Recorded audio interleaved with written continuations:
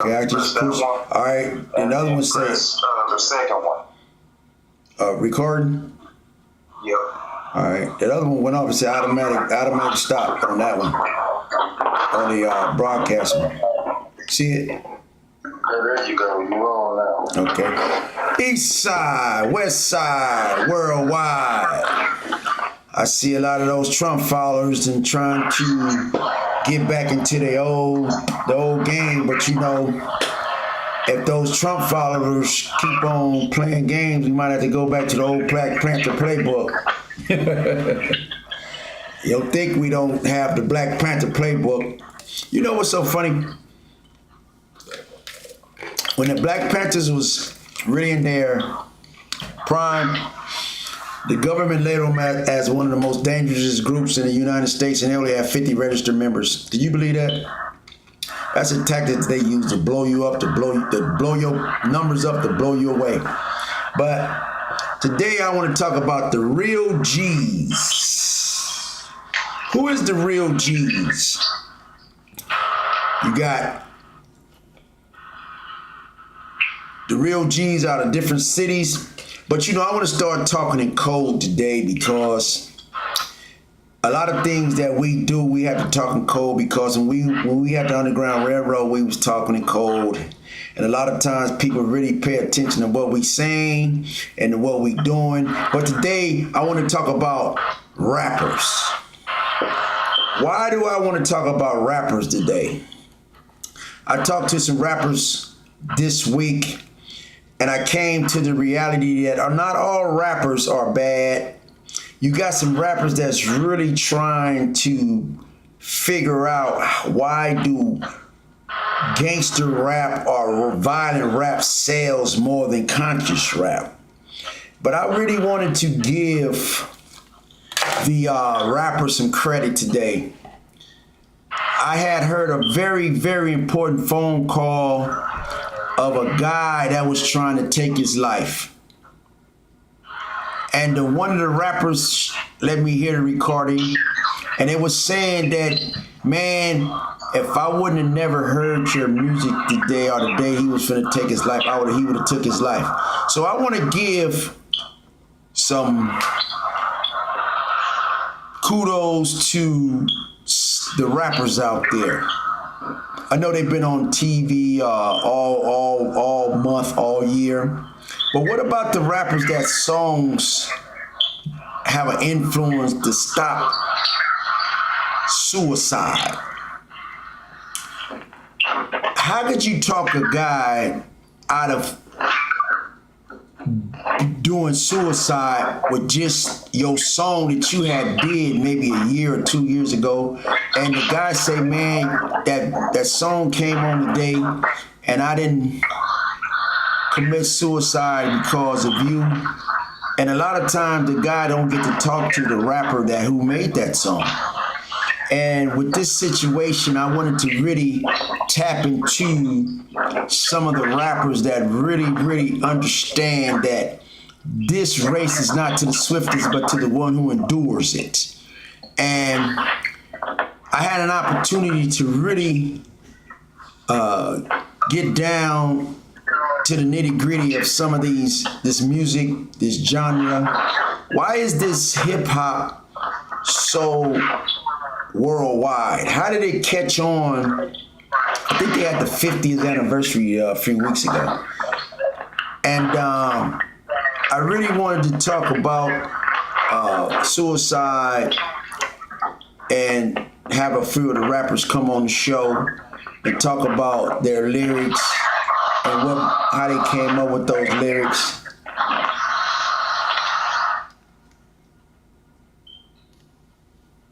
And the reason your lyrics is so soothing to a guy that's getting ready to kill himself. And I seen in prison where a lot of guys that committed suicide, and I seen now that since these rappers have a conscience. See, a lot of people don't have conscience. When you putting all that music out there and you just talking about kill, kill, kill, kill, kill, kill, and then people start doing that, you don't have no no sympathy. You don't think about what your lyrics is doing, what your lyrics is destroying people's minds. I know, a lot of times you're trying to make money. I know a lot of times you're trying to feed your family. But when you put that stuff out there and it comes back and slap you in your face, or it's start violence with another rapper, how many rappers out there that have somebody calling in and say, man, I was glad your music did this and your music did that?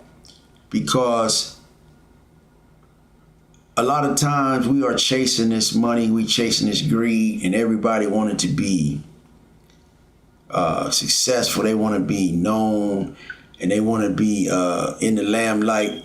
But I see how social media have turned a lot of people against each other. And a lot of times with our music, you got to have a beef with somebody. And I seen where the beef, some guy called and said, let's act like we beefing. You know what I'm saying? Let's act like we going at each other's throat. But back in the days when we used to have verbal rappers rap up to each other in the street, it was battle rap. Then it went from battle rap to disrespectful rap. And then it went from disrespectful rap to killing. And nowadays, don't nobody win when somebody get killed, because you kill him, then he go to prison for the rest of his life. He kill you, then he go to prison for the rest of his life. So it's nobody winning but the people is being owning the incarceration. And I have noticed that black men has a way of creating beefs, or I heard this new word called ops. Man, that's one of my ops.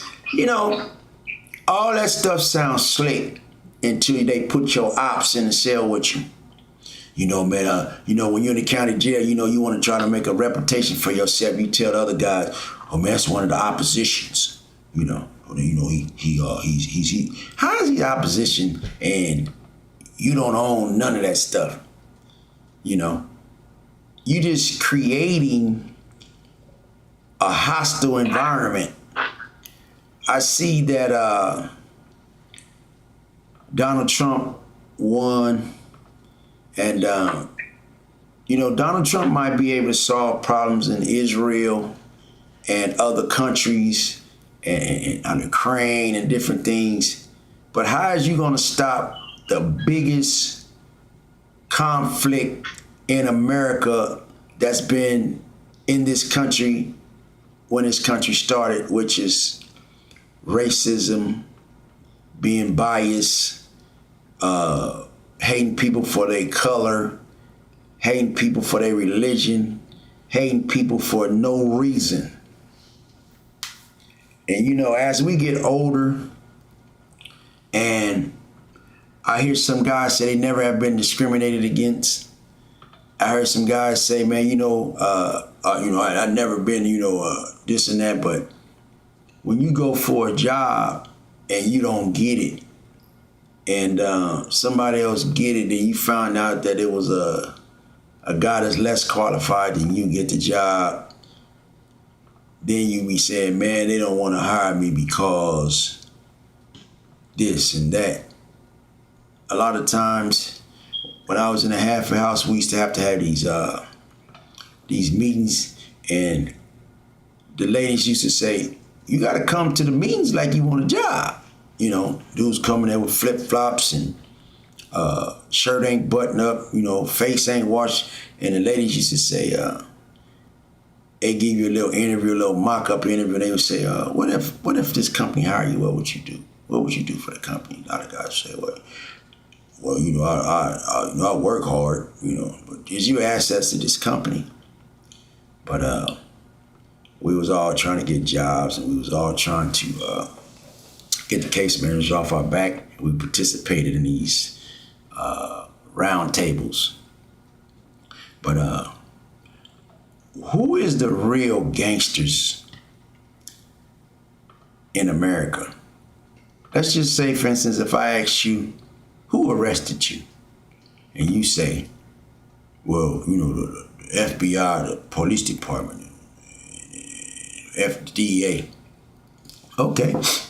If you say you a gangster and these people arrest you, what that make them? If you a gangster and they arrest you and take your money, take your guns, put you in jail, take your cars and everything, if you call yourself a gangster, what do you say they are? Is they the real gangsters? You was running around the streets saying you was a gangster, but the other people come and take all your stuff and throw you in jail. So what that make them? I remember this movie was called Menace to Society, and it was menace, and it was saying, and it's two menaces. One of them is you, and one of them is the one to arrest you. That's the second one. And a lot of people never understood what that movie was about or what's the title of that movie. I just started tapping into the movie business, and I just wanted to say that the name of these movies, we got to start paying more attention to the name of these movies and what the real thing behind the name of those movies. Hello? Yeah. Caller, you have anything to say about the real gangsters? Because I know the real gangsters, man. I know a lot of people say that Las Vegas is not a gangster city. A lot of people say that Vegas is small. That city was started by gangsters, but who is the real gangsters of Nevada? Tupac got killed in Las Vegas. So you mean to tell me that city is not big? It's not known for treachery, death, murder, mayhem. Do you know what's so crazy, right? Tupac had a song called To Live and Die in LA's a Place to Be, but he died in Vegas, right? And that city, man, is actually organized gangsters running the whole city. That is one of the cities that the gangsters run legitimately. Now I see, check this out, caller. Now I see that America is letting a lot of these guys get into the marijuana business. First it was a prohibition, and a lot of the Europeans, they ran that bootlegging and everything, and they had stopped it, then they started it back up. And then the gangsters, they started going to Vegas, and they opened up Vegas, and then they show you how they actually legitimized gambling. They legitimized letting the bad guy run the actual casinos and the money, the way the money being divided. Because that's the movie that the show they call Casino is one of the places that they show that Vegas was ran by gangsters. And I see a lot of people always underestimate the gangsters of Las Vegas. But they got a new movie coming out called The Real Gangsters of Las Vegas. Who were they? Who was the real gangsters of Las Vegas? It's two brothers. A lot of people don't know them, but the Vegas guys know them. These guys was in their 20s when they left and went to federal prison. These are the real gangsters of Vegas. And I had an opportunity to be in a meeting the other day, and one of the ladies was saying it's a lot of things going on in Vegas, and they talk about these two brothers, the ones that started a lot of things in Vegas, gangs, drugs, and they were the cream of the crop. They were the guys that really showed a lot of these guys how to be gangsters in the black community, and only if the community can find these guys and have them talk to the youth. because the youth they look up to these guys. These are two brothers, and I think both of them is out of prison, and one of the brothers, they had a think tank the other day in trying to come up with some content to make a movie on these two brothers, and a lot of times they were saying that these two brothers the story haven't been told about them, and they really wanted to keep it hush hush until the movie come out. But the movie is called The Real Gangsters of Las Vegas, not the Italians, not the Jews, not the Irish, but two black brothers that was in their 20s when they went to the federal prison in the 90s. And I can't wait to them to be able to tell the names. I'm gonna give a little sneak name. I'm just gonna mention the initials of the guys. What you think about that, caller? That sound good. Okay. One of the guys' name is KLO.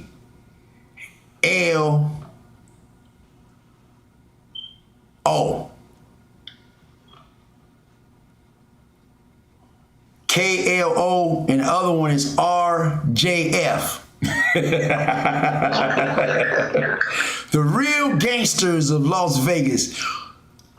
East Side, West Side, worldwide.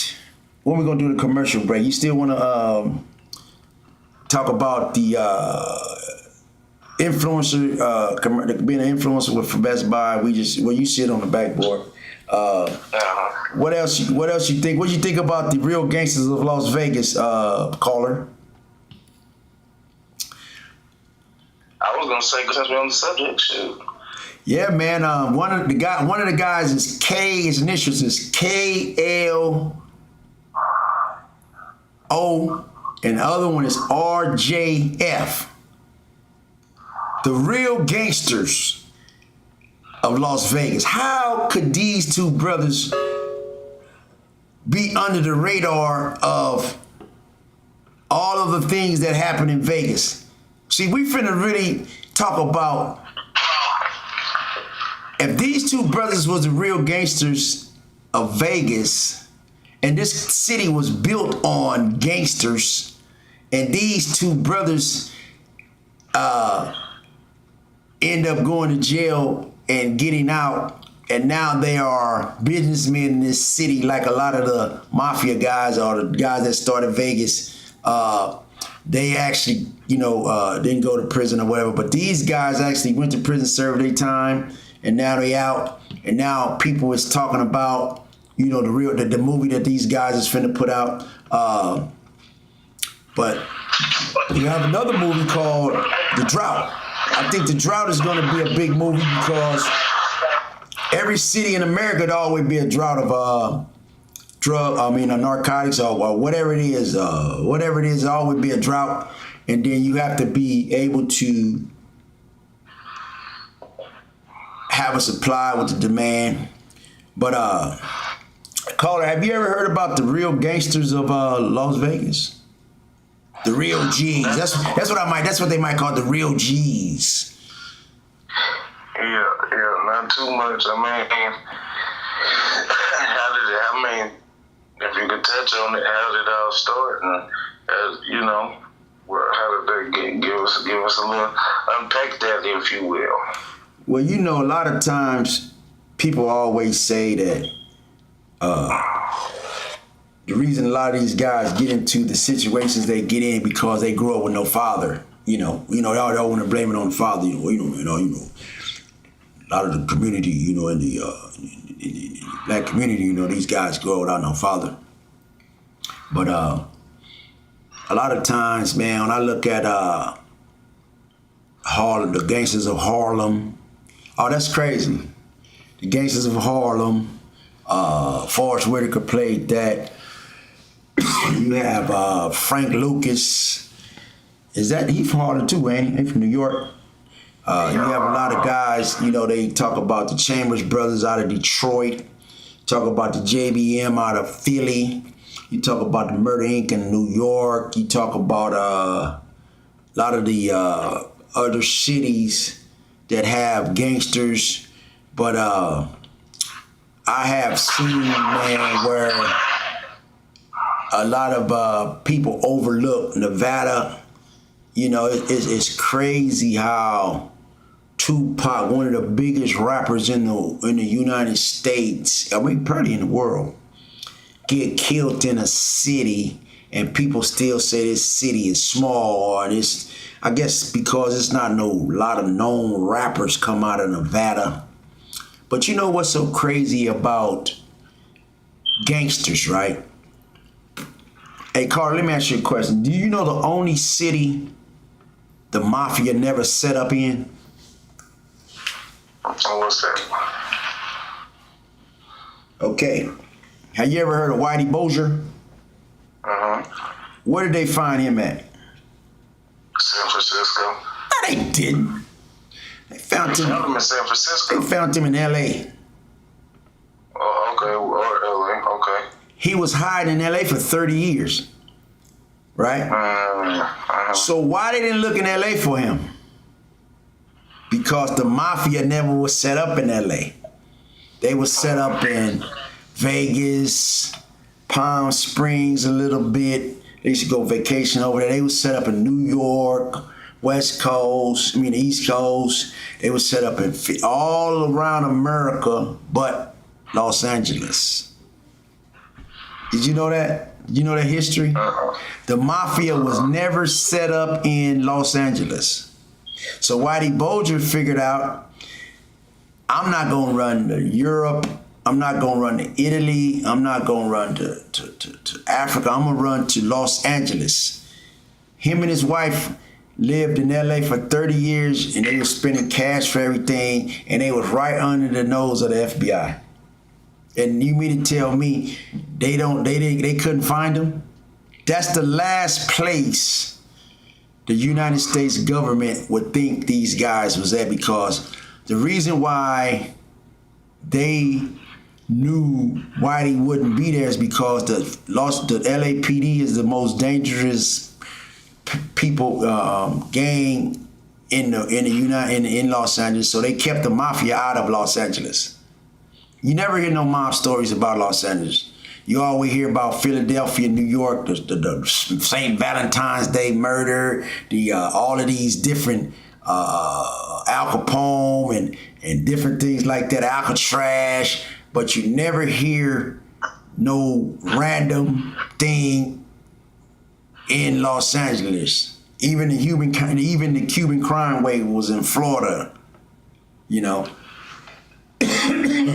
But you know what's so funny, right? Check this out, caller. If the LAPD kept out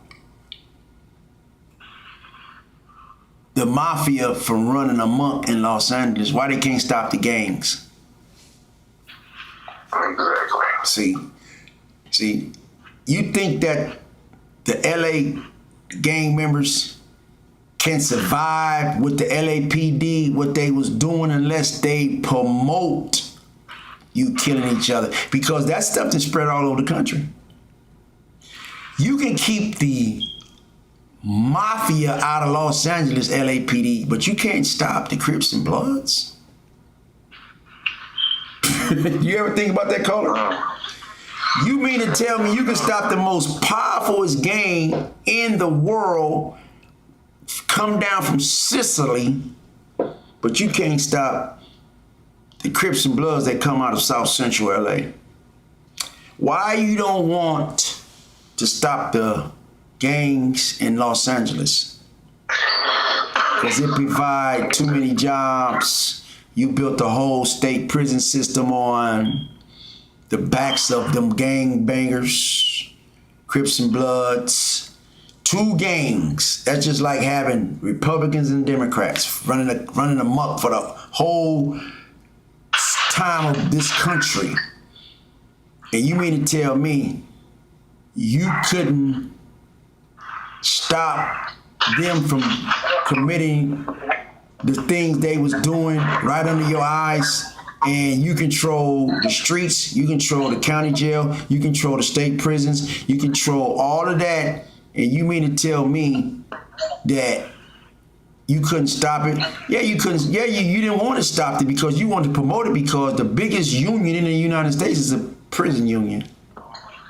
See, but the thing is, the prison union, they stopped putting their money in prisons because they was trying to lessen the population of the prison, so they started putting their money in the reentry programs because they know half of Los Angeles is on drugs.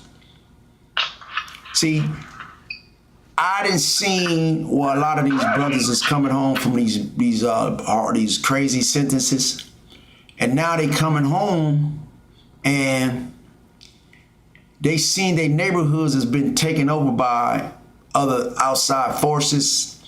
They coming home and everybody that moved out the neighborhood, they coming home and you see everything is changed.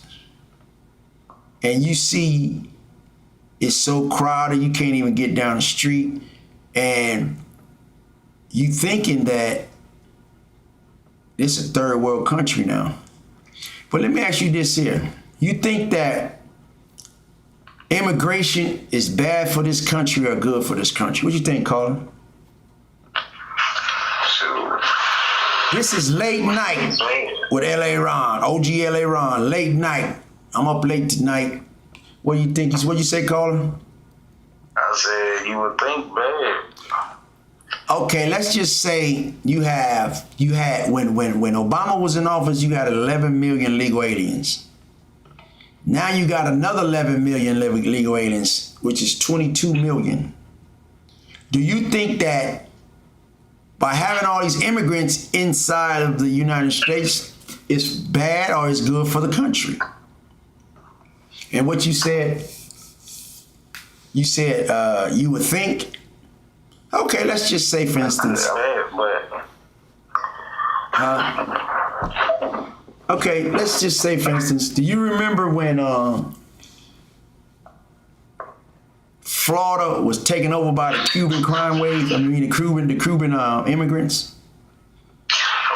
Well, I mean, I wasn't. You was young. They came over here on the Medellin boat, right? Right, I've seen it on Scarface. Okay, now check this out. They got a thing called Little Havana over there. It's like about 20 miles long. Before they let the Cubans in Florida, it was only 5,000 businesses on that street, right? Now it's 150,000 businesses on that street, and guess what? They all got to pay taxes. So the more immigrants you put in the country and they start businesses and they start buying everything, they got to pay taxes. And that's how America get their money. That's why everything is double taxed in America. You pay taxes, and when you go to the store, you got to pay another tax. Then when you get gas, you got to pay another tax. Then when you get cigarettes, you got to pay another tax. Do you know that in Egypt, they had a thing called, they had the slaves making brick, right? And Pharaoh got so greedy that he told the slaves, I want you to make brick, the same quality of brick I want you to make, and I'm not going to give you no straw. Right? See, and that's what America is doing right now. They telling all these guys in America, the black men, I want you to pay taxes, but I'm not going to give you a good job. I know your sisters and them went to college, you got 4-5 degrees, and they doing this and doing this, but guess what? I ain't gonna let your men get no good job. I'm gonna let y'all fend for y'all self. You know, I'm not gonna let you make a decent living, a good job, because every time you get on the job, they try to say you was a problem or train up this other guy to take your position, because you got a workforce in America that says that we do jobs that everybody else don't want to do. So now you have a thing where you got guys in America making brick, but you gotta have their own straw. You gotta pay taxes, child support, groceries with no good job. And that's why they say, man, you know, you can get this, that because you living under the poverty line. How you gonna work and still get a public assistance? Because the job you have is not making enough money. But they making you pay the high gas taxes. They ticketing you to death. Do you remember in Baltimore when they was the Mike Brown killing was going on? They killed Mike Brown. They said that St. Louis. Yeah, St. Louis. They said that the police chief, or one of the guys called the city council. He said, "Hey man, you know, last year we ticketed black guys so much we made $2 million on them." You know what the guy said? He said, "You think next year you can make it $4 million?" Why ain't nobody said nothing about that?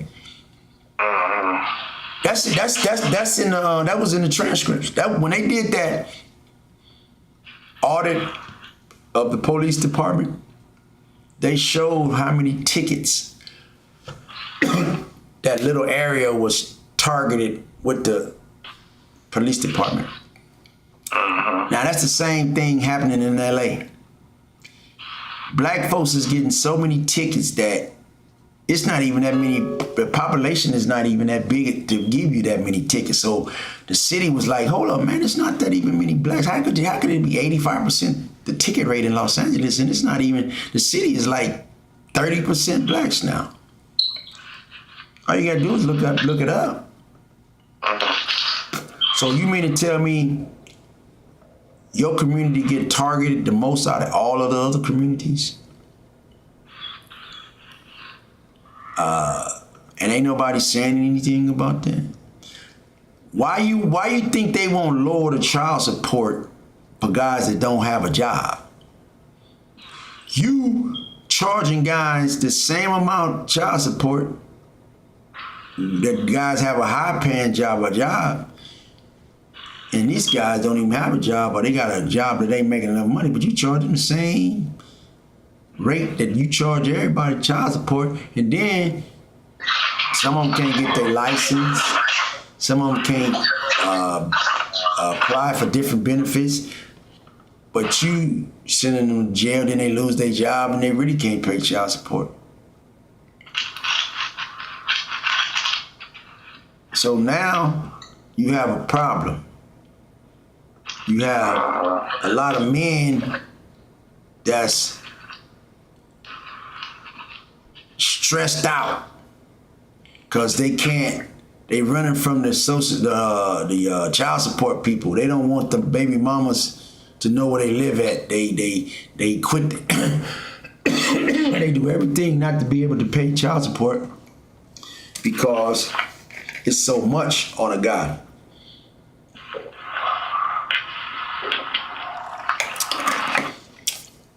What else you want to talk about, Colin? East side, west side, worldwide. Late nights with OG LA Ron. Yeah, I know a lot of guys is in the bed. A lot of guys got to get up and go to work in the morning. But, you know, when you sleeping, other people's up thinking about how to get you locked up. When you sleeping, other people is thinking that Donald Trump the president now, we can call them monkeys. You see that big old thing on the internet, they talking about going back to slavery and all this, calling people immigrants, all of these things. The real come out now. Yeah, we was just we just needed y'all both. But we ready about our business, Nah, it's just that you think that people don't know when they being targeted. You think that people ain't gonna get sick and tired of being sick and tired of you threatening the kids and using that stupid language? You know, we thought that, you know, people had got matured in that. You know, y'all go, I got a black friend, yeah. And, you know, my kids can't play with those kids, you know. But every time you get in trouble with other countries, you want to fight next to a dude, though. But you don't want to share this country with a guy. What is you doing, man? Oh, You making all that noise. I ain't making no noise. Is you crazy? You over there cooking popcorn? Yeah, you making... Yeah, but anyway, man. What else you got, caller? Shoot, man. Yeah, I got you up late at night. I got you up late tonight.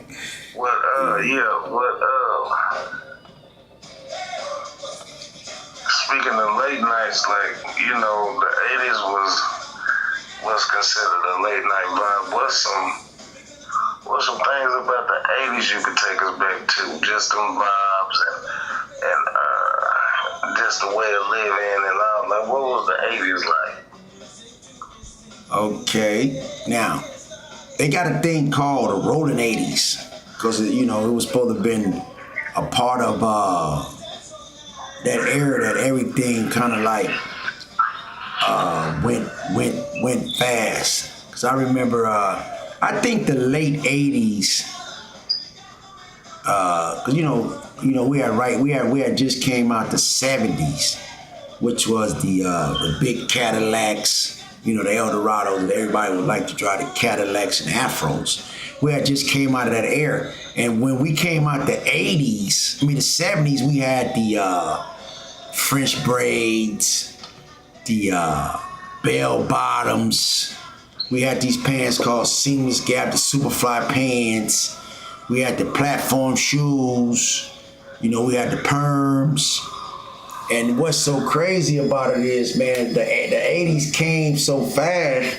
You know, you had the 80s, the 85, the 80, they had these cars called Capris.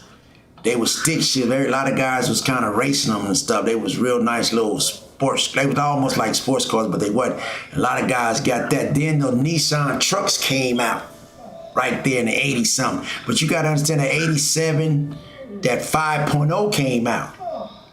A lot of guys were trading their trucks in and everything to get that 5.0. But that 5.0 was fast. You had the Capris, you had the booming systems came out too. The booming sound system in the cars came out in the 80s.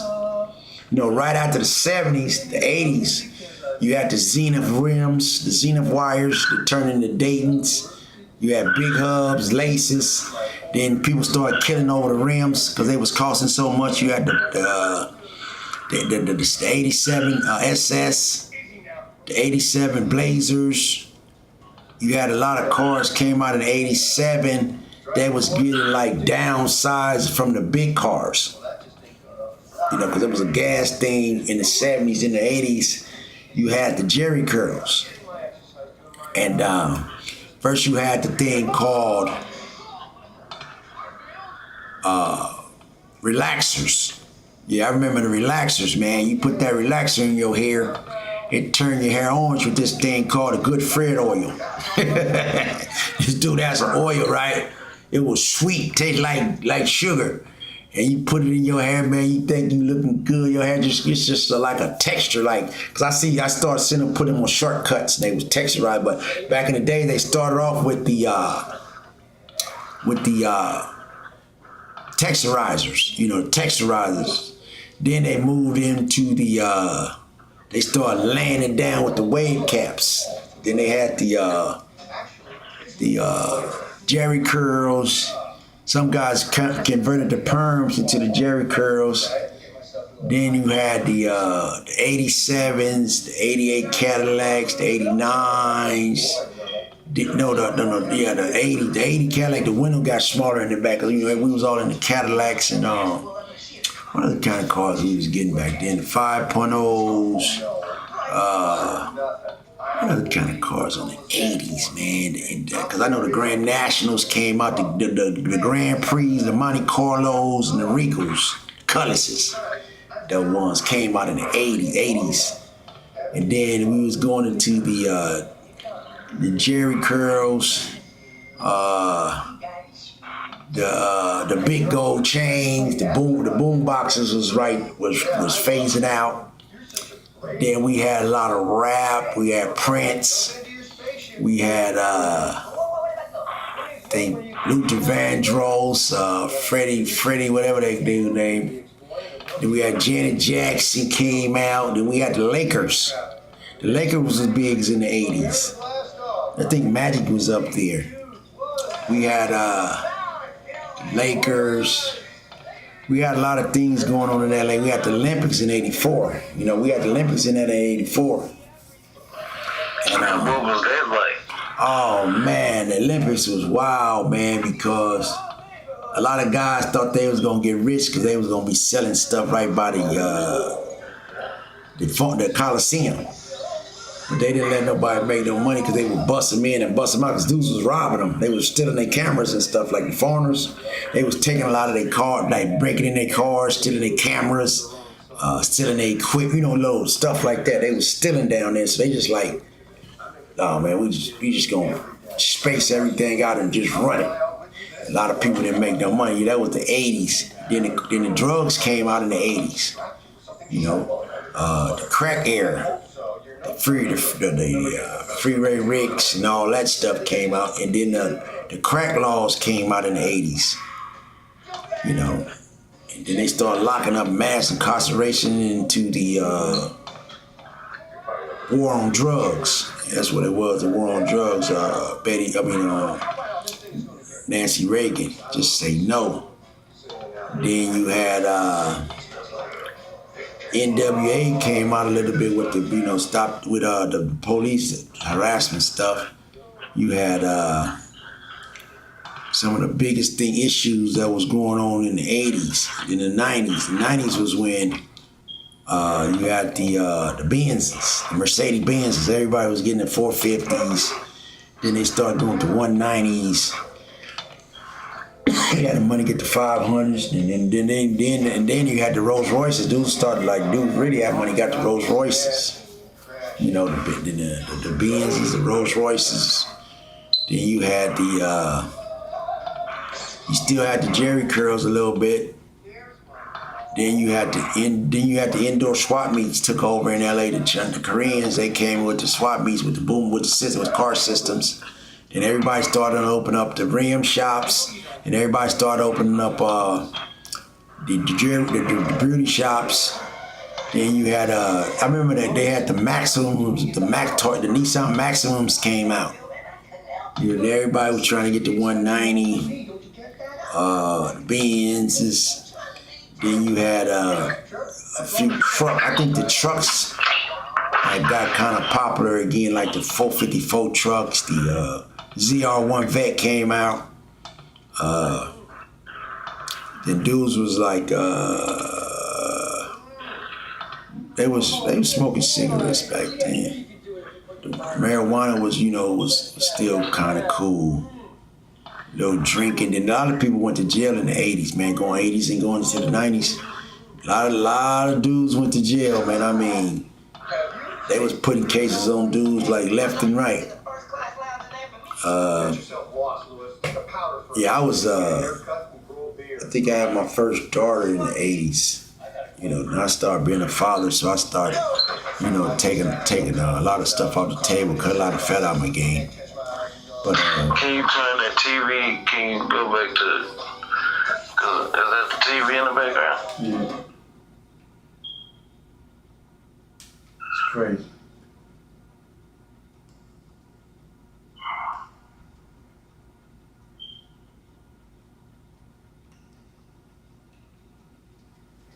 Yeah, what else you got, Carter? I ain't on the TV. Oh, yeah, came on. What else you got? East side, west side, worldwide, man. We up late at night with OG. talking about the 80s, the rolling 80s. We had like roller skating going on a lot. We had it was some skateboards rolling, skateboards. Then the rollerblades came out. I wasn't really out for the rollerblades. But a lot of things had, popularized. The clothes changed a lot too. Then people. How so? Huh? How so? Well, we was wearing a lot of baggy stuff in the 80s. Now they got a lot of tight stuff, but we was wearing like, when I was going to school, we was getting our clothes made, tailor mades and stuff like that, tailor tees and stuff like that. And we had a couple of stores that got rich, Sir George's down there on Central. And man, that Jerry curl, man, that changed a lot of people's lives, Cause the dude. Why you say that? What you mean? Why you say that? Cause a lot of girls, they was bald headed back in the days, and like the girls had it really grow. They got that Jerry curl, man. You get 3 Jerry curls, your hair down your back. You know what I'm saying? Cause that's them chemicals, man. Yeah. Well, black folks went through a lot of. It's going to take a chemical, That Jerry curl, man, you probably would have had you one. See, I see these boys, they don't even do nothing to their head now. They just roll their head, fingers to their head. But back in the days, boy, you had to have a little money because you got to buy that Jerry curl juice. You got to get that thing right, man. You can't be hanging out, man. Your thing dry. You know what I'm saying? Now, what was the night like? The nightlife, like clubbing and all that. What was that like? Hey, 80s. Typical Saturday night, Los Angeles, downtown or wherever, 1980, whatever. What was a night like that? People wasn't hanging downtown back then. What was y'all hanging? We was hanging like on Crenshaw, Hollywood. We were just cruising. See, LA is really like a cruise place. Where you get in your car, matter of fact, Crenshaw always been cool because we used to drive down Crenshaw just to pick up girls. We used to pick up girls that come all the way from San Bernardino, all come down just to go up and down the strip, the strip. And, by the time you go up and back, you got you a few numbers, man. And they had some clubs over there on Western, and they had a few, but I think Prince had a club called the Grand Slam, and we had a few clubs, man. But I never was really into clubs like that, cause you gotta dress up and stuff to go to them clubs like that. It costs some money, man. And at this store that everybody used to go to in Fox Hill Mall called I forgot the name of that store, man. The Rose or something like that. And a lot of guys spent a lot of money in there, man. And they would tell you, man, you the only one got this particular outfit. Next thing you know, you at a club jamping around. You bump into a dude, he got the same thing you got on. So I think this store's still open, man. I don't know why black folks love clothes, man. I mean, they buy clothes, man. They can't buy nothing to eat, man. I just don't we all, black folks always got to be sharp, you know what I'm saying? East side, west side, worldwide, late nights with LA.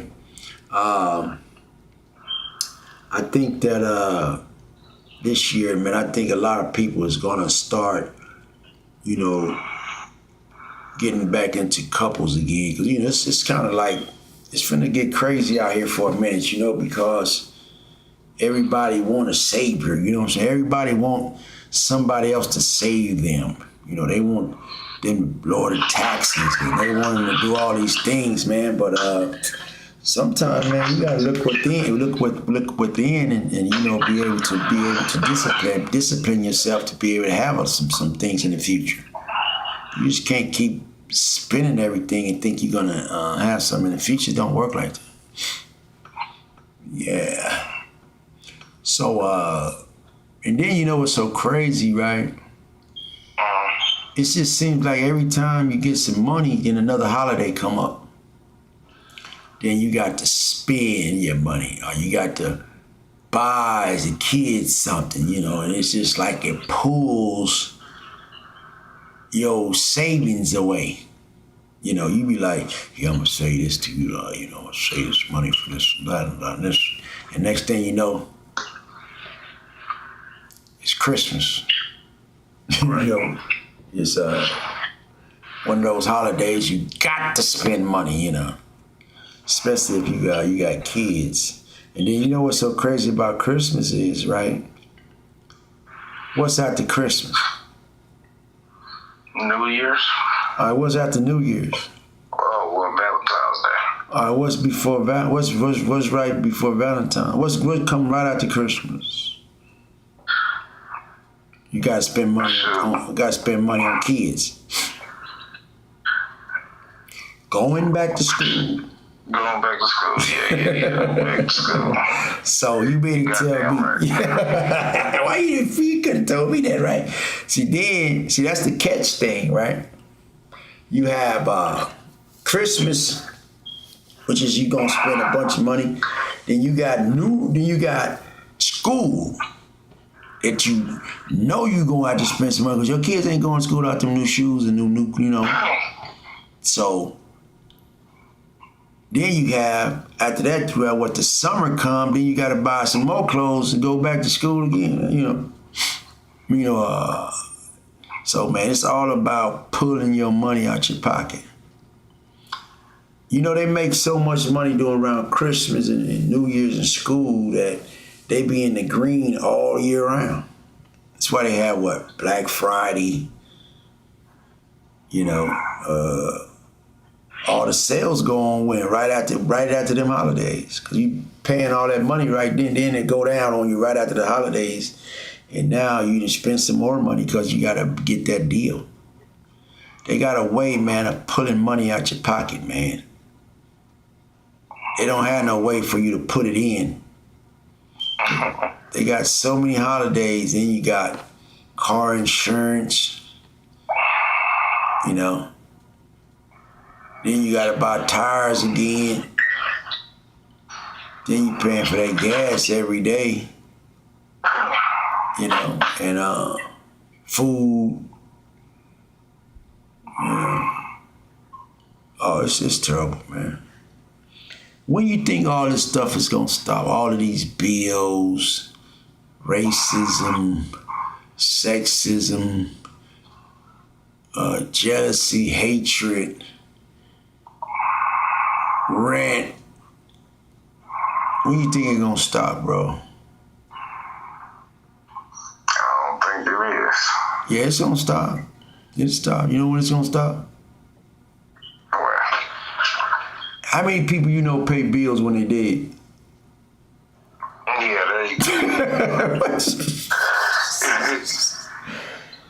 You know, you ain't gotta worry about none of that. When you leave this world, you be like, woo, I'm tired. That's why, man, a lot of people don't know you're supposed to celebrate when somebody leave this world. See, but we got it backwards. We want to celebrate when they come in. You're supposed to be crying when they come in. Because when they come in, they got to deal with this wicked world, society. See? I see so many people at the funeral.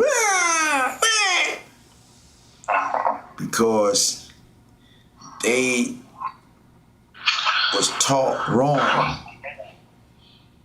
I remember one time Jesus was crying, right? But he was in the tomb, he was in the front of the tomb of Lazarus.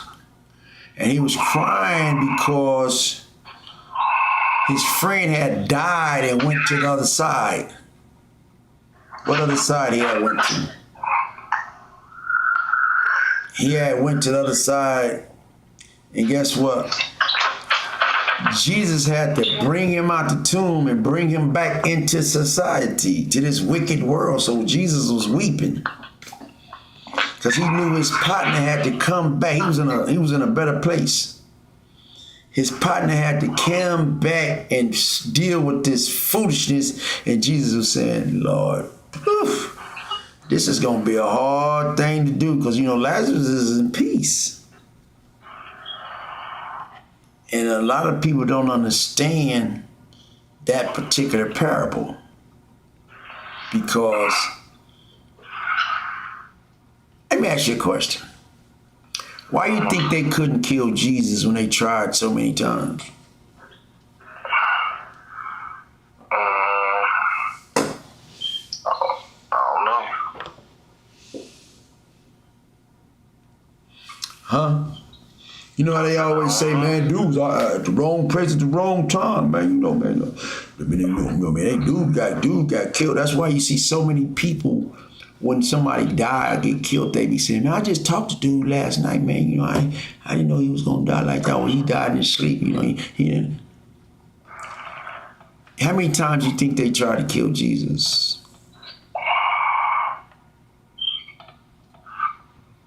Who knows? Okay, so why you think they couldn't kill him?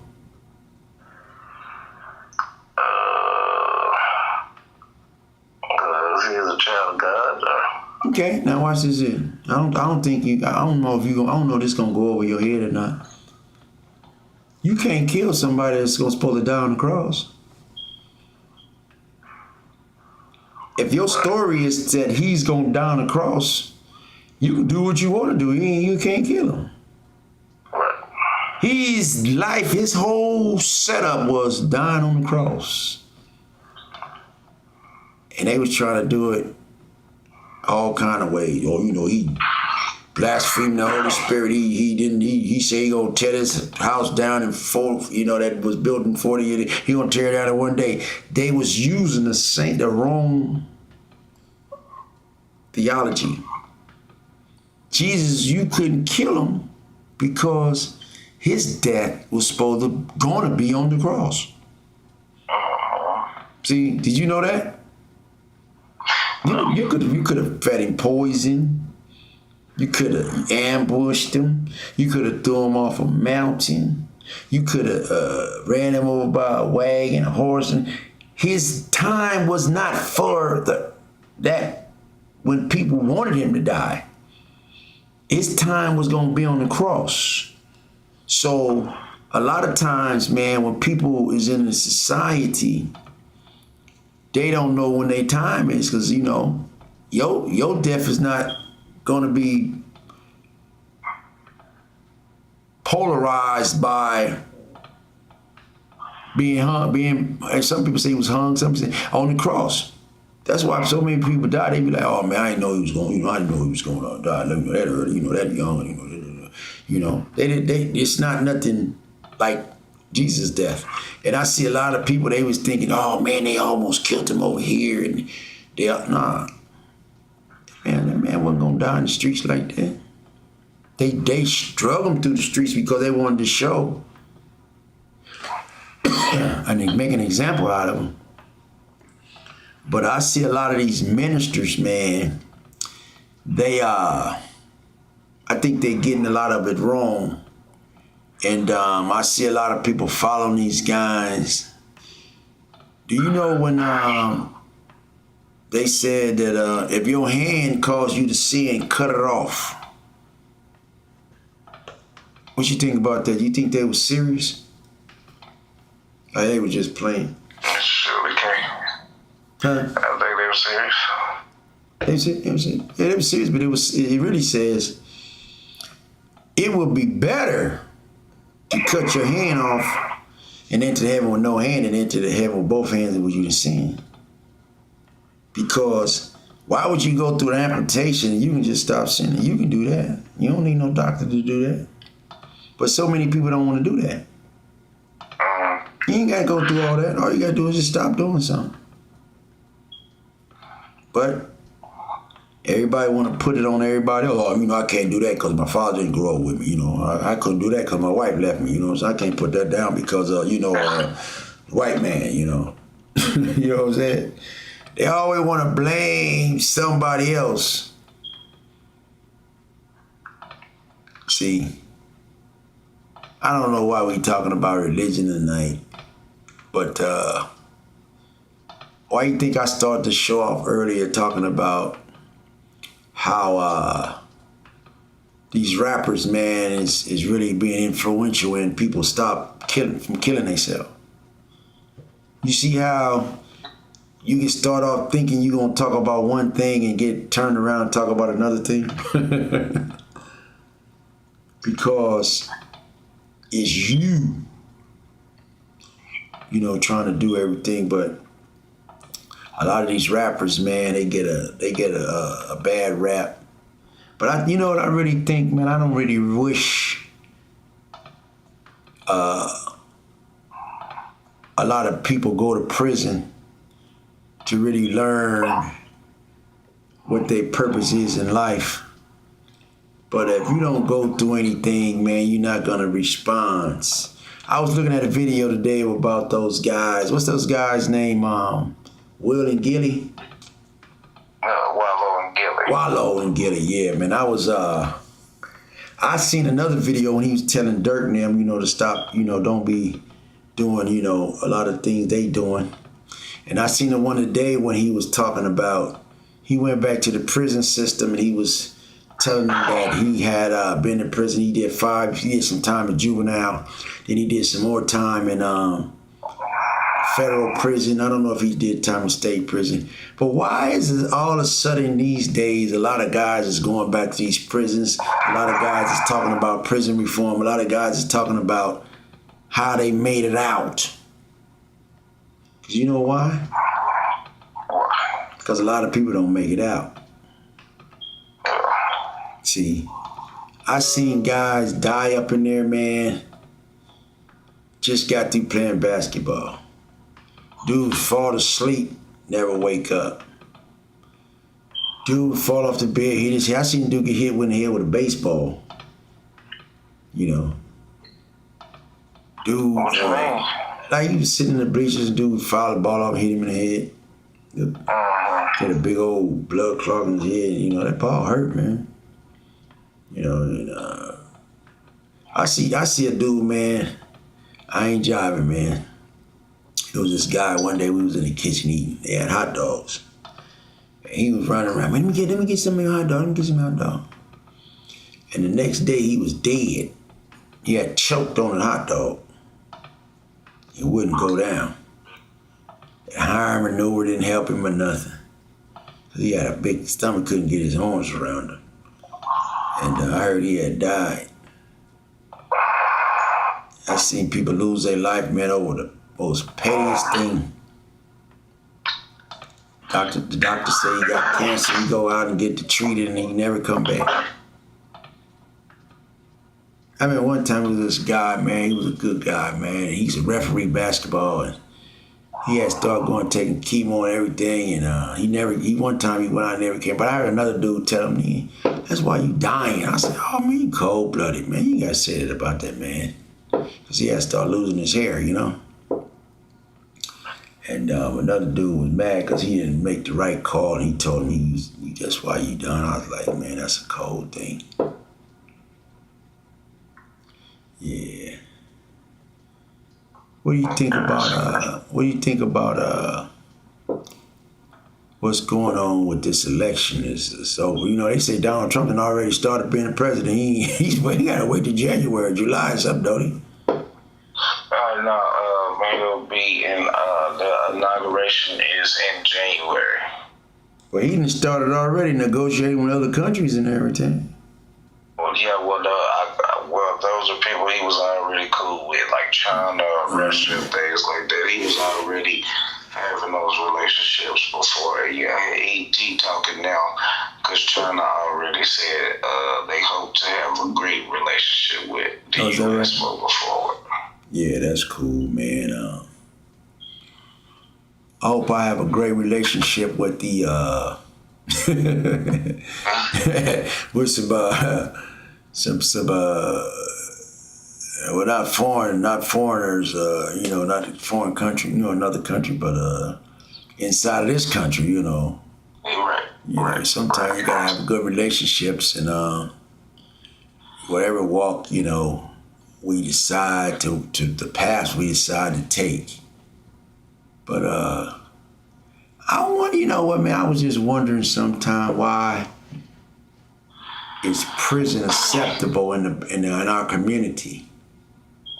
You know, because pretty much all the brothers got somebody that's been in jail or in jail incarcerated. They call home and it's acceptable though, you know.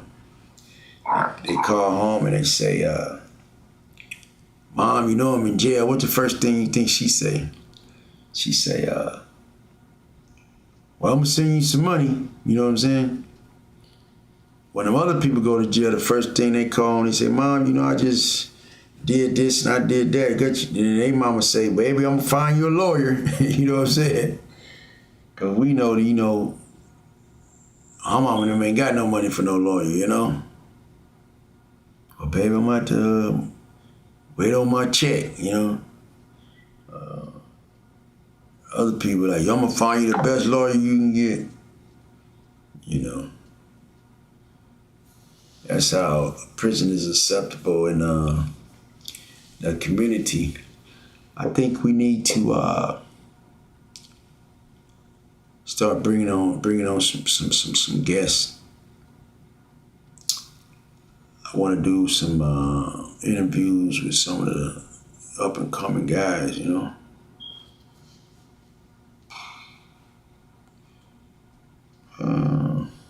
Is you still there?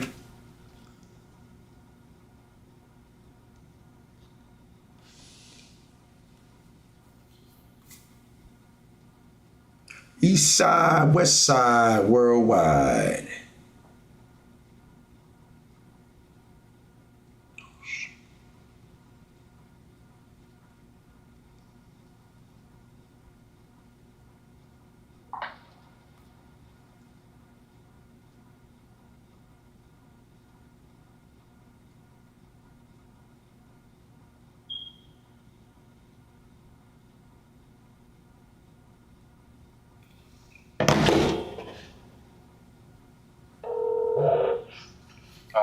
I think your phone had hung up. Yeah, how long we been on there? Let's see. An hour. Just one? Mm-hmm. Get out of here, man. Yeah. Gee, you should call one of your partners and have a convo with him. Which one? I'm just saying whoever might be up, shoot. What time is it? You know, if you want to keep going, shoot. That's why. Let me see who I can call. Let me see what time is it. Yeah, everybody sleep, man.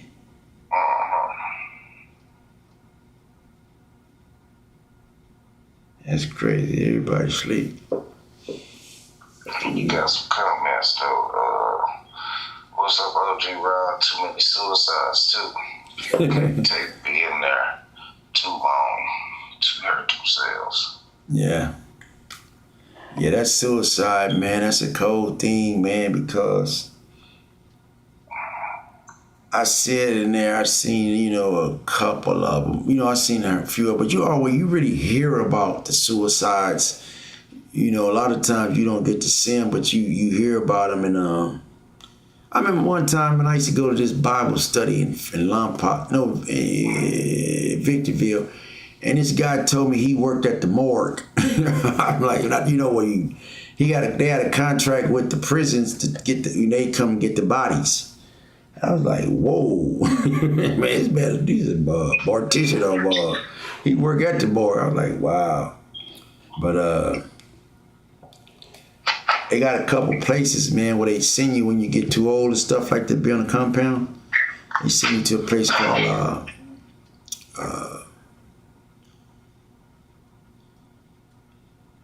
what's the name of that place they send you when you get too old, real sick? I forgot the name of it, but they got a place they send you in the feds when you get too old, you in wheelchair and stuff like that. You can't take care of yourself. I can't even remember the doggone name of the place. It's a hospital though. You got a few of them. You got one in Fort Worth. You got one in somewhere, South Carolina, somewhere north. I think it's in Carolina. And it's for the older guys and stuff like that, people that have operations and when they sick and stuff like that. Yeah, I wonder what happened. I wonder what Flav doing, you know. I hope Flav book do real good. I see him really pushing it. But yeah, I hope it does good. That way, you know, I hope it be able to turn into a movie, you know. It seems like a lot of people want to, you know, doing the movie thing right now. I know in the 2000s, everybody was trying to do a book. I guess when dudes in jail, they want to do a book. When they get out, they want to do a Tubi movie or something. You know what I'm saying? Yeah, exactly. Yep.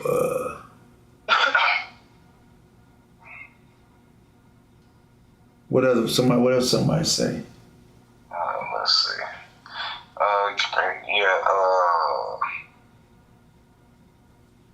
So NZ Sparrow says salute OG from New Zealand, Australia. Was that right? Salute to you too, New Zealand. New Zealand. That's where's that? Is New Zealand is in Australia. Yeah. Yeah, man. Salute to the Aborigines out there in Australia, man. You know, the Aborigines out there. You know, they have. I think they have a lot of them in prison in New Zealand. Aborigines guys. I heard they had a thing on a prison. I had read about some stuff about them in Australia about, you know, the Aborigines guys, and you know, they had a problem with the mass incarceration too. You know, so. It's just not America, you know. It's all over, you know. You know, locking people up, man. I just believe in second chances, you know. I want to give a shout out to my boy Caleb. He's in jail in Texas prison system. I think he got a reversal. We're waiting for the the prosecutor to give him a new trial, a new sentence, because, you know, they found out they withheld a lot of evidence. And I talked to his sister today, Shy. Shout out to Shy. I think her name's Shy. What is it? SHAYEY, whatever. But it's my little sis, man. She's working on this case now. Amber, she's working on his case, and I got LaMonica. She's working on her daughter's stuff, but they just, you know, I heard they just hired the same guy that's over everything in Tarrant County. You know, I guess he getting another shot at covering up everything, I guess. I don't know what he's doing, but that's why I tell a lot of these people, man, I say, you know, these officials is voted in, you can vote them out, you know. That's what sometimes you have to do to these guys. You know, they getting 200,000 a year, you know, to protect their own. But, you know, I think a lot of times, man, people got to get tired of being sick and tired, you know, and they ready to do something about it. You know, you got to be tired of something when you really want to do something about it, you know. If you ain't tired, you know, then you're going to keep on letting it happen until you get, you know, tired of a situation or the same people running the same things. Sometimes, man, you got to get people to challenge their vote. You got to get them to challenge. You know, they letting anybody get up there and just keep on, you know, running the playbook over and over and over. And it just seemed like, I remember, man, one time I went to trial in Dallas. And a lot of the people, man, they was asking them different questions, you know, you think you can be on the jury? But a lot of the people, they was like, nah, man, you know, I can't be on the jury, you know. So they were making excuses, but the other people just sitting up there waiting for them to pick them. Like it's an honor to be on the jury. But them other folks, they get up out of there. Then when it's daytime to be judged, Then they be wanting people to be on their jury, but you duck 15, 20 jury duties, man. That's the duty, man. But you know, they never ever, man, want to come somewhere in the morning. See, a lot of times you got too many bills you got to pay. They're not paying you your whole amount of money when you go to jury duty anyway. Then you got a lot of things you got to do at home. You got grandkids, baby. They just don't want to be there, you know. So you'll never have a jury of your peers, because the jury of your peers is dudes you in the hood with. They ain't gonna put none of them Negroes up there. So I see a lot of guys, you know, they don't want to go up to that jury. They like, man, I got too much stuff to do. I got a job, you know. I can't miss you. You know, it ain't like you miss. You got jury duty, man. They supposed to honor that. You know. But it seems like everybody gonna have their turn though. Believe that. Your turn come, you gonna be wanting people to rule in your favor. People gonna be like, I got something to do. What else you got?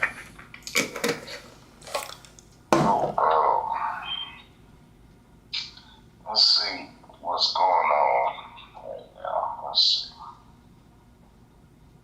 Hey, give me a hard one, man. One that's like, you know, give me a big hard one, like on something. I see yeah.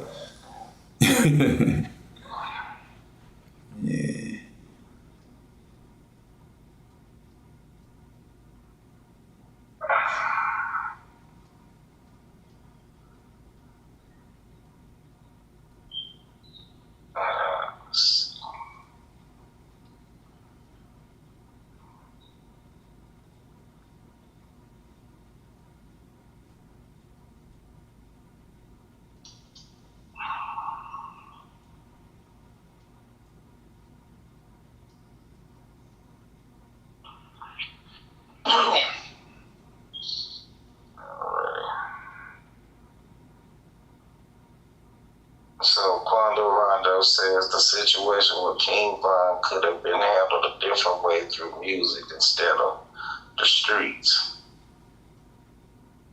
Well, that's a good question right there, Quando.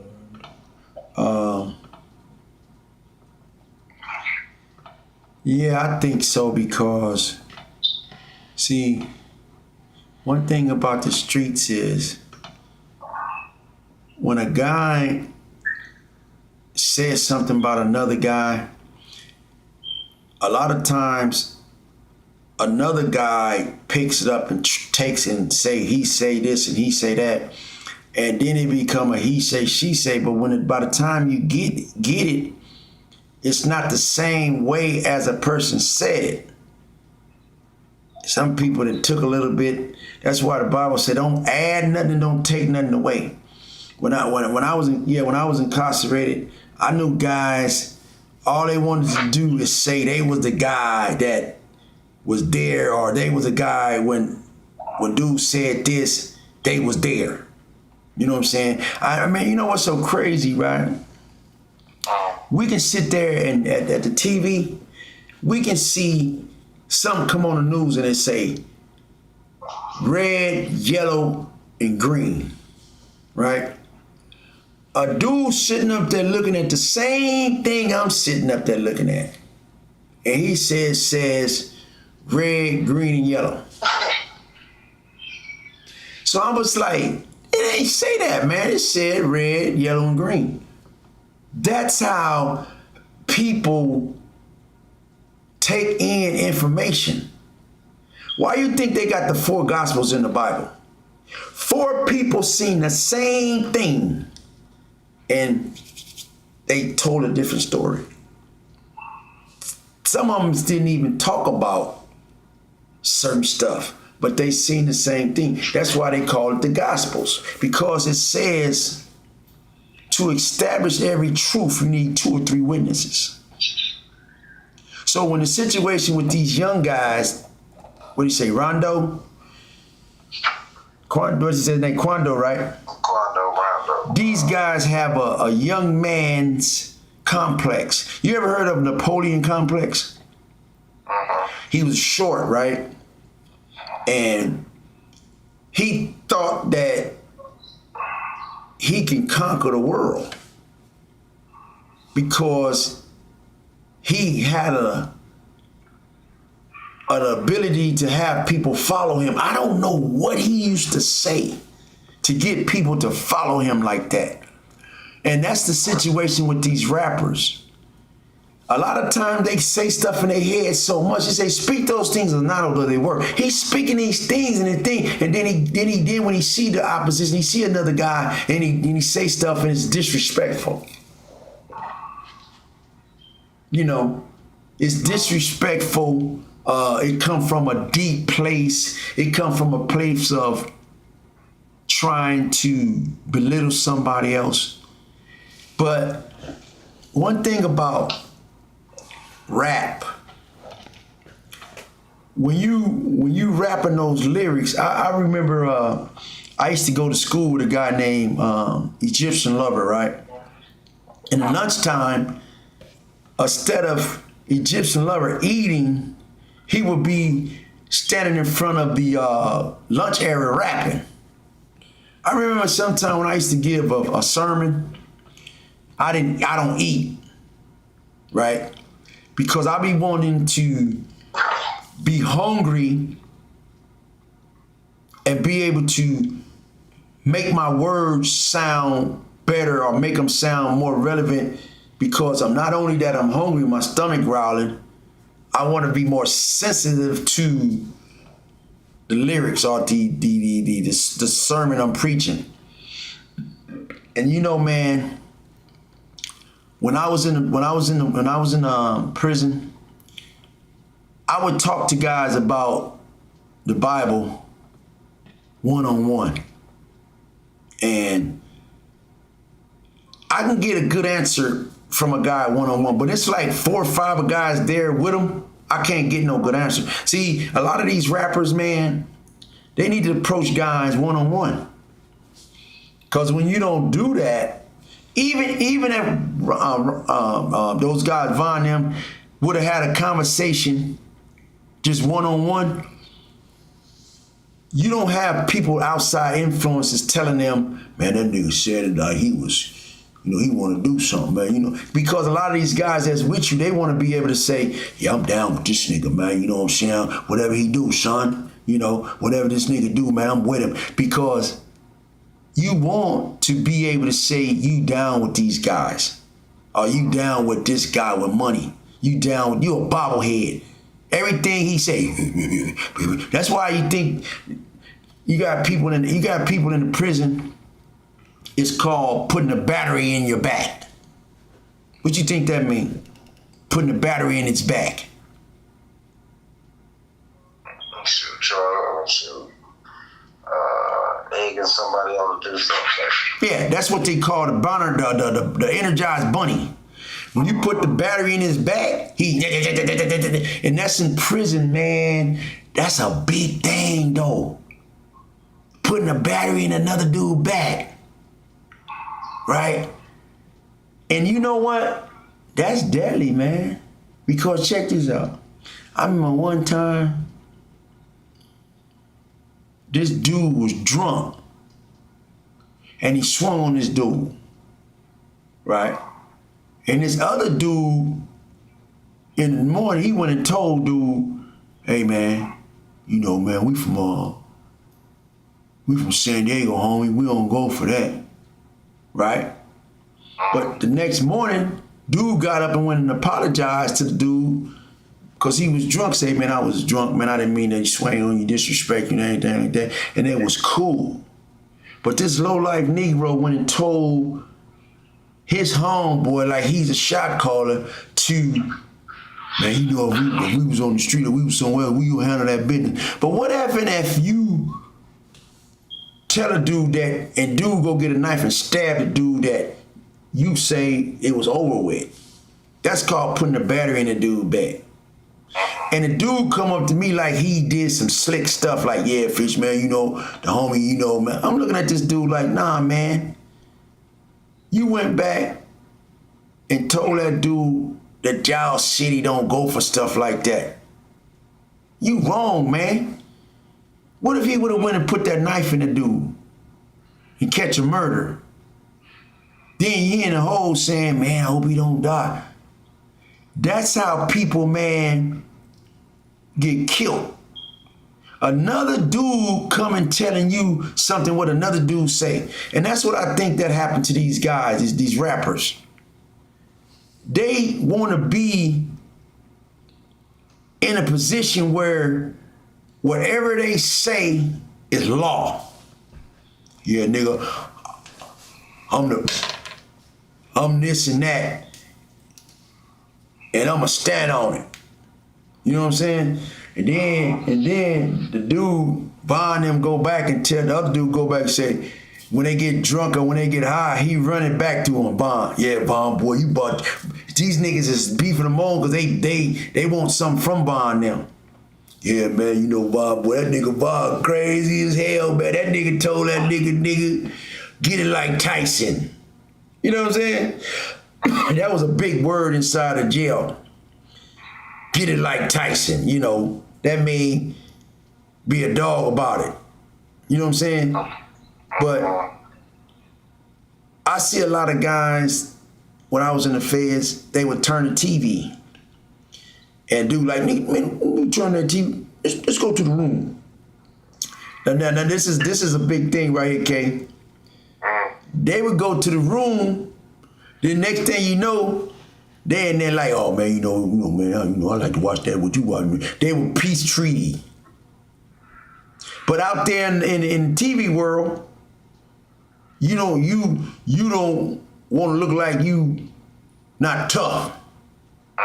So you gonna tell a dude, nigga, don't be touching that TV, my nigga. Oh, you turned it on me. I gotta have that fade. And that's how a lot of people got hurt. You know, they don't have TV rooms in the feds. You know that, right? They got the TVs out on poles. They mount them on poles because so many people got beat up in them TV rooms. They don't even have TV rooms. But when you have two rappers battling for international stardom, you have up and coming guys trying to make a mark in this business, and in this business, you got to really make yourself where your word is bond, where your word is king. You standing on your word. And you remember in the movie Scarface when he said, all I have is my word and my balls. And that's what happened to these guys. This guy want to say, all I'm going to tell you is this here, my man. I'm about this. I'm about that. All I have is my word, man. I'm going to stand on it.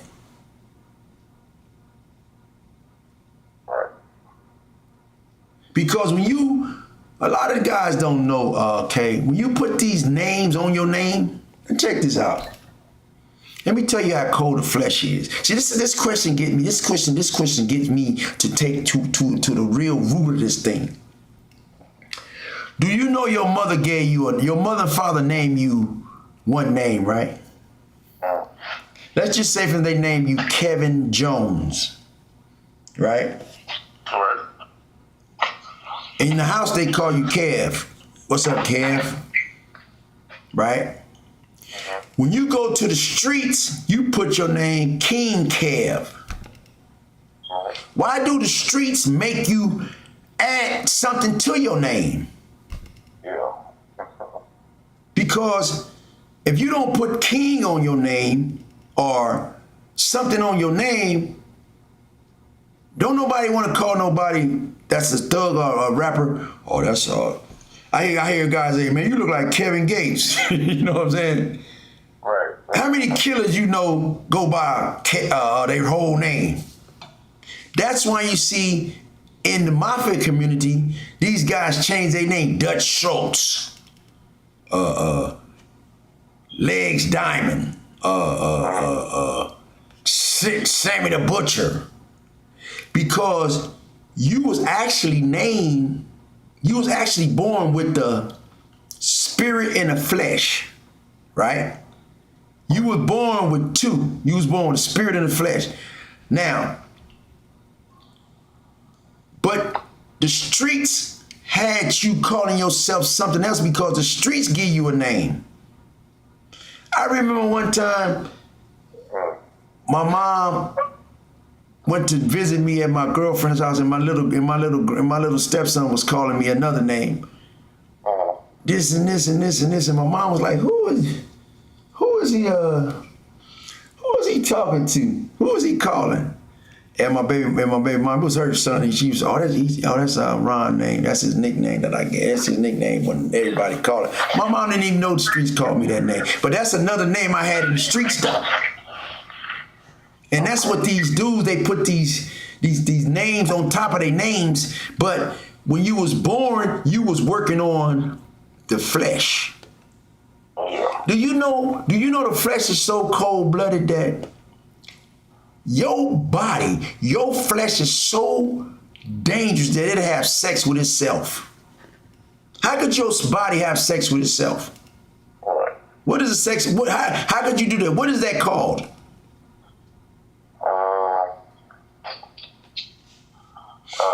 Body experience. It's called a wet dream. If you don't masturbate, if you don't have sex, it'll have sex of its own. That's how cold this is. That's why this guy was saying light affliction. He said, my body want to do what I want to do, but I can't do what it do because I can't do what I do because I want to do this, but my body won't let me do this because it's a light affliction because my body don't want me to do this, but I can't do this because I want to do this, but I can't do this, but I don't want to do this, but I do this, but I can't do this. But that's what Paul was saying. He was saying that I want to be a rapper, but my body don't allow me to do it. I want to be a fighter. I want to be the toughest nigga in the rap business, but my body don't allow me this because I'm a skinny guy. I'm not big like Suge or nothing like that. You know, I'm just a skinny guy. That's why I see a guy be like, his name is Lil Wayne or Big Sean. You see how they put that on there? Now Lil Wayne, Lil Wayne was supposed to be like a little mean that LIL, right? I mean, that little nigga got like a flow, you know, a little flow. Now, big mean you bigger than what you is. But you put big on your name because you could have put little on there, but little mean you a little dude, but you do big things. But big mean you a little dude that do big things. How could little mean that and big mean that at the same time? But you name yourself little, but you want to do big things, but you name yourself big because you want to do bigger things. You feel me? So the streets give you that name. You know the difference between a king and a landlord? Oh, sure. They're relatively close, other than,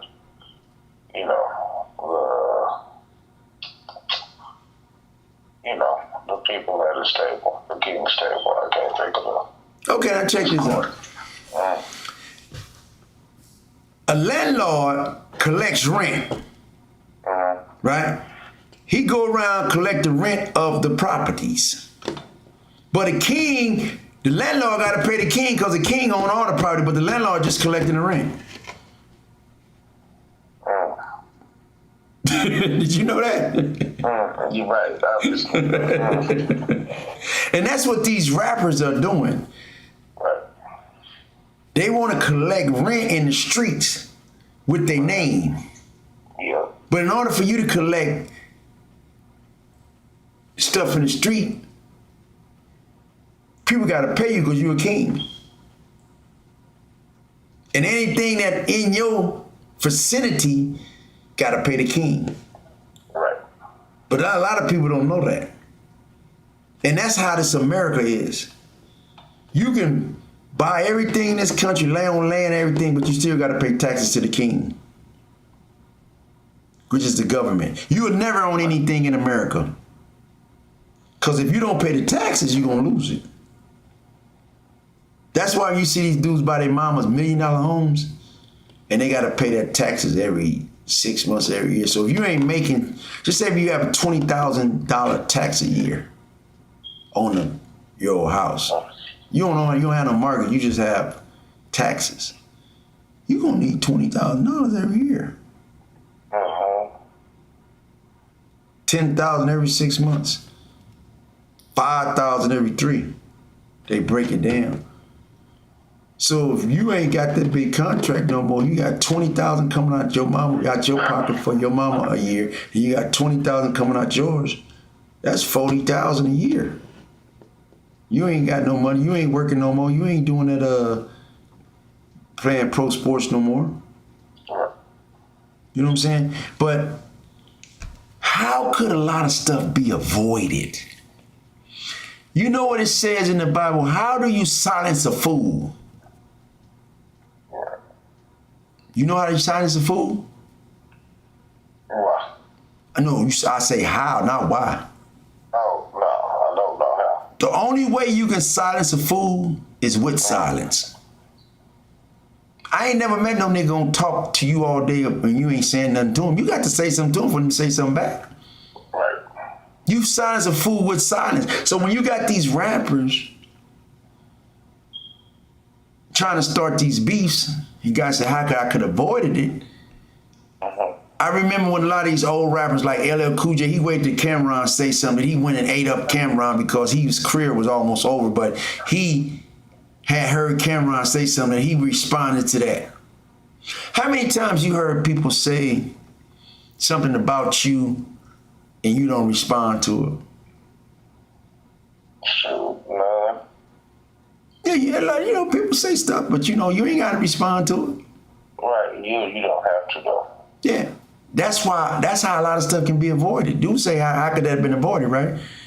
If one of them would have said, man, that Negro ain't talking about that. See, the only reason you can talk when you say something about somebody else when somebody's lower than you.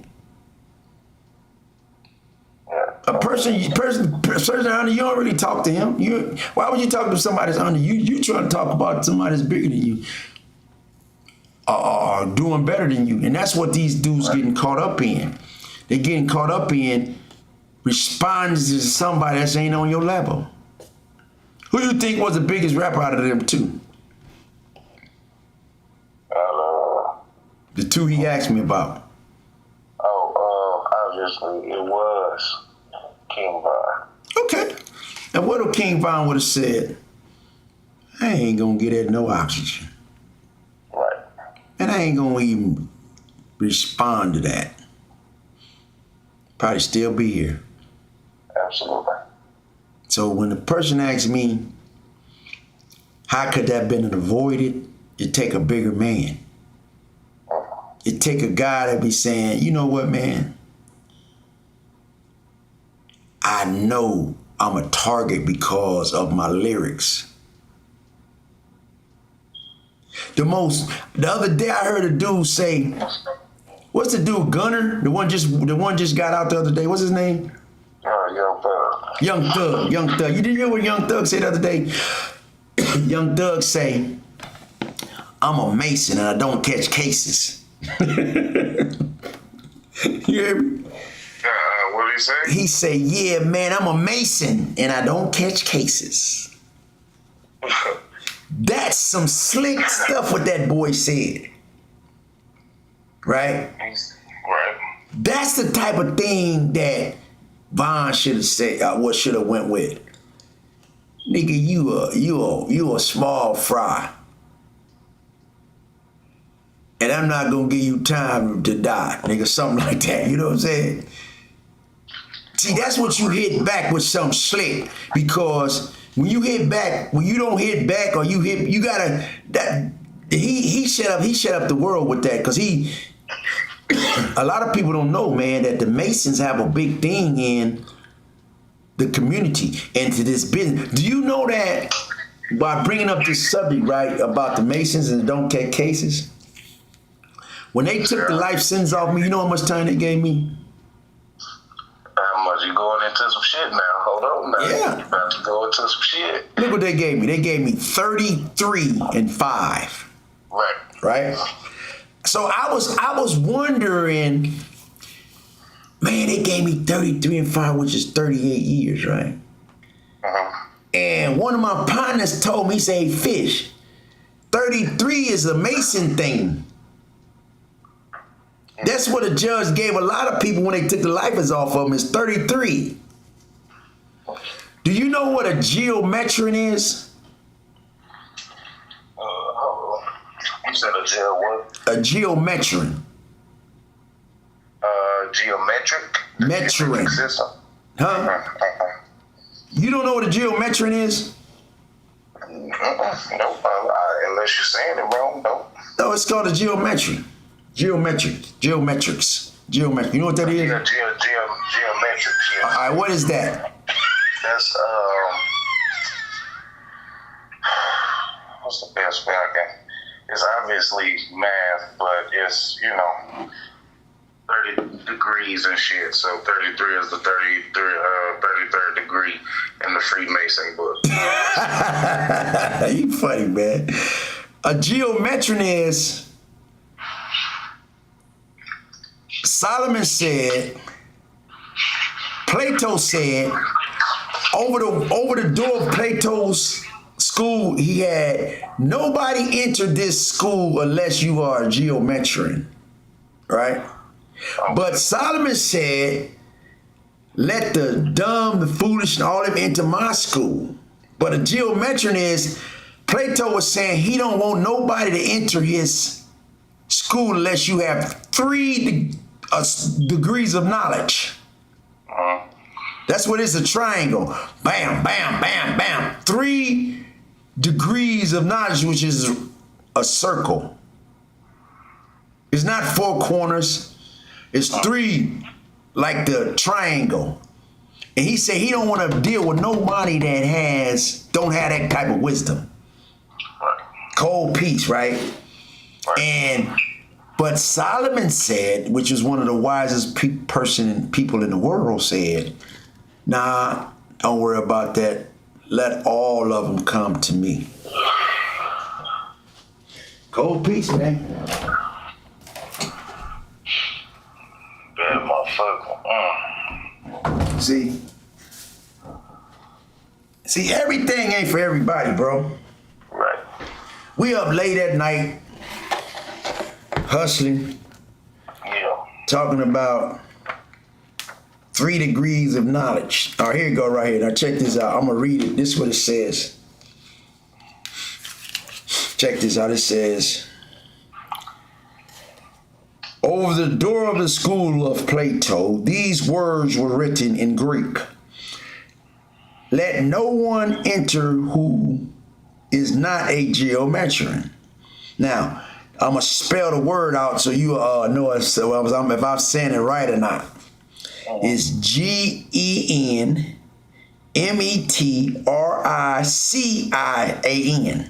Geometrician. What is that? Geometrician. Geometric. Okay, now that means it says, but Solomon opened wide the door of his Proverbs with a special message to welcome to all the unlearned, the simple, the foolish, the young, and to the wise, that all will hear and increase in learning. See? Cold peace, man. You think I be making this stuff up, hustling? See? Proverbs 1:5. B-A-K, key term in the book of Proverbs. Wisdom is capitalized throughout as God's design for living it as a reminder of Christ, whom the Apostle Paul called wisdom of God, to whom are hid all the treasures of wisdom and knowledge. Can you believe that we talking about this? What time is it, man?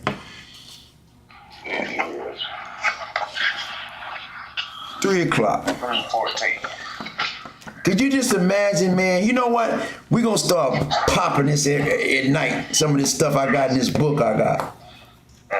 I'm going to start with the wisdom, the late night with OG, LA Run, East Side, West Side, worldwide. Tonight we was talking about a geometry. A lot of people didn't even know what that was. Cold piece, man. I've been having this for years too.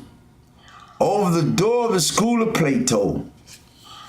Plato, Socrates, Aristotle, all them believed in this.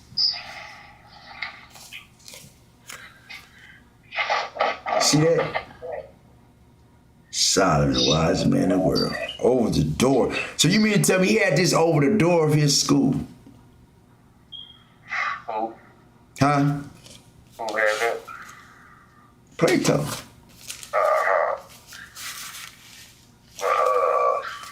So we got somebody saying, what was it like being in Dallas jail being from Cali? Say that again. Someone said, what was it like being in Dallas jail being from Cali? Man, I ain't know I was in jail in Dallas. You know, I went to jail in Lou Sterrick. Yeah. Who said that? He must have been in jail with me over there. You know, I did a piece on that, but I couldn't get it off the computer. Oh, yeah. Hey, you let him know. Say, listen, I'm going to do a piece on Lou Sterrick, right? You know, when I first, I don't want to do a whole piece, but I want to just tell him about what happened to me over there. Now, I didn't know what aggravated sentence when I was over there, right? And I didn't know that the next door was an aggravated tank. All the guys in there have aggravated cases. Aggravated mean like habitual offender or aggravated where it's a violence or something like that. Your case is aggravated from some circumstances. And man, I didn't even know that door. Like, I was in a part with the bars. And the aggravated tank, it had just a little trap door where they stick the food in there. You couldn't even see who in there unless they take them out to go to the hospital or something. And that was the most craziest jail I've been to. But I wasn't in the aggravated. I was next door to the aggravated. And I used to talk to the dudes from the back side of the bars. And I did a piece on Lou Sterrick. And I did a piece on, I'm gonna do another piece on Lou Sterrick because I did it, but I couldn't get it off the computer. And I did one on Johnson County because I was in both of those jails. And going in jail in Lou Sterrick, man, one of the toilets didn't work. It was like about 60 of us in there with no one toilet, you know. I never have been there somewhere where the people walk up to the phones because the phones is outside the cell. And the person might come to the phone and say, hey man, who you looking for? I'm looking for this guy. They call him to the phone, you talk to him right there. It was a crazy jail, man, but it was cool though. But I want to do I wish I could have got that piece off of the computer. But I'm gonna do another one on Lou Sterrick because that's when I found out about, you know, aggravated habitual offenders and just being in that Lou Sterrick. A lot, you know, it was like a tall jail. You had roaches and everything in that joint. But I was in there for 28 days in Dallas. And I hope that's what he's talking about because I was in jail. I've been in the county jail, but in the feds I really didn't do no time in the Dallas prison. I did it in the county jail. Yeah. And that was a crazy place, but it was cool though.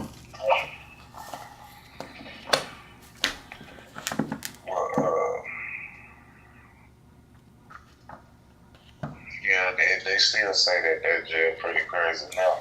Yeah, because if you look it up on a computer, it talks about it. Mm-hmm. They even did a special on A&E, I think. Did it? Yeah, it's on YouTube. It used to be. It might not be now, but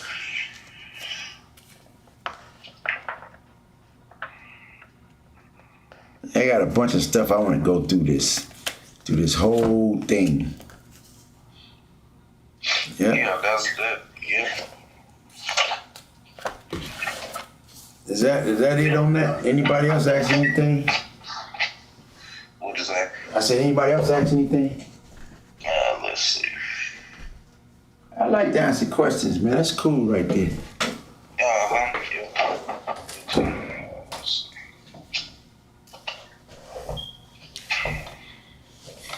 East side, west side, worldwide. I ain't gotta be quiet up in here, man. Back in the days, I used to have to be shh. Okay. Do you know a guy named Kenny Boo? He's older from Pomona. Kenny Boo. Yeah. Kenny Boo.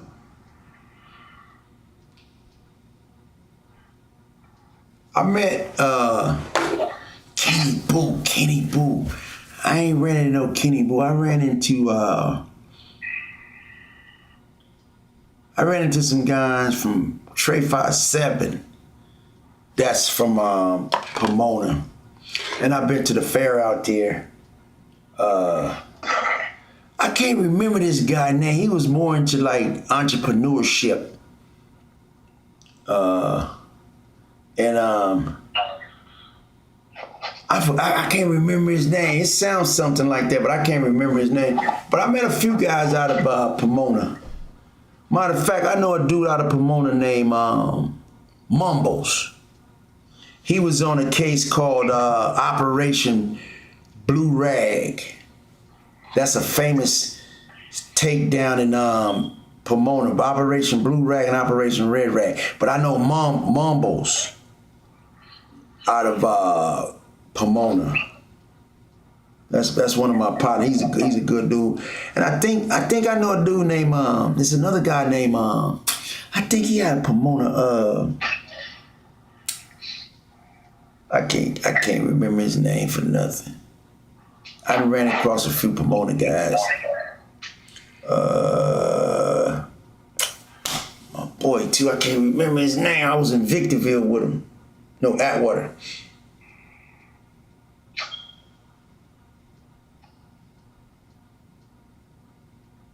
East side, west side, worldwide, late nights with OG, LA. You got any Pomona stories or kicking it out there or any of this and anything?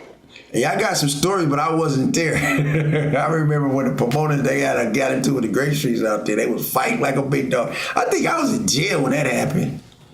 But talk about it. Yeah, they was throwing. I know this other dude named G, man. G was kind of crazy. I know a few guys out of Pomona, but you know, they was like doing violations though. But I remember one time the Pomona dudes and the dudes from Grape Street out there, man, they tore the whole concert up, man. I was on, and they showed it. They made TV, right? And I was like, wow, because you know you got some Pomona guys out here in Dallas, Trey 57s. And I done been to that fair a couple times. You know, that's when I had my little girlfriend and stuff like that. But yeah, I ran into some Pomona guys. There was a few of them.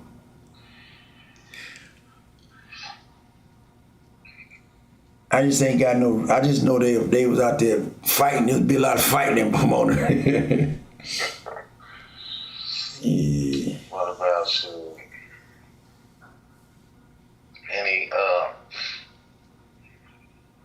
Any stories that we didn't talk about that you want to touch back on or go more in depth on? Or? Yeah, man, I really want to talk about some relationship. What are women at? Women don't never ask no questions. I want to talk about, you know, how to you know, be more acceptive to things in the relationship. I see it's like 15 women to one man now. You know, I see a lot of women. You know, they're really ready for a guy, But is it a time for you to really go into your older years with a guy that you know you want to get old with? You know, what would because I was at some place I see a lot of older couples. They aged like together, and I always really wanted to be. I don't really want to really counsel women on how to get a man, but it's just sometimes questions need to be asked, and it's a good time sometimes to answer those questions because I don't know what it's gonna take for women to really understand that a lot of things that a guy buy you or you should buy yourself, because if a guy buy you something, he can take it back. So if you buy your own stuff, he can't take it back. So that's a thing that I learned when you're dealing with women. Sometimes women, they just want to lean on you, or men want to lean on you, but it comes with respect. I don't know what it's going to take or how long it's going to take, or when you get into the age of maturity that you ready to, be like, man, listen,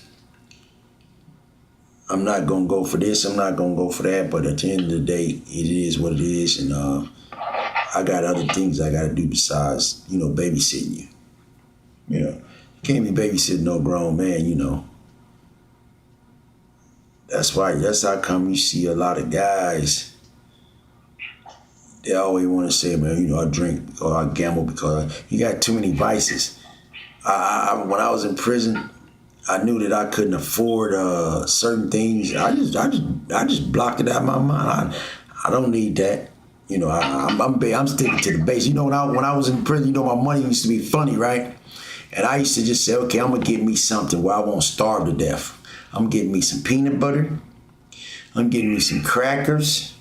I'm getting me some fish. And I'm getting me, I ain't trying to buy all them dudes used to buy all them different Kool-Aids, Skittles, and all that, right? And I got me some coffee and creamer now. I'm not running out of those. Because I know that I drink coffee in the morning when I get up and work out. Then I'm going to need me some, when I can't get nothing else to eat, I'm going to have me some peanut butter and crackers. I ain't had no jelly or nothing. I don't need all that. I just need the peanut butter and some white crackers. Cause I can eat 2-3 crackers with peanut butter on it and go right and lay down and go back to bed. And I don't need all them soups. But I did have a bunch of mackerels. And every now and then I buy me an onion and eat it like that. I made me some Simon, a little mayonnaise. But I would make sure I had a bunch of peanut butter and a bunch of crackers and a bunch of fish. Cause I knew that I couldn't really. Then when I do have enough money, I get some chips. Some Doritos or something. Not Doritos, but some chips or something to eat with the fish or something like that. But man, when you hungry, man, and you can't be afford to buying all that different cookies and all, I kept just the basics. But when I can splurge, I splurge. But I'm not going to bed hungry, man. You got to learn how to budget your money in jail, because if you don't, you're gonna be in trouble.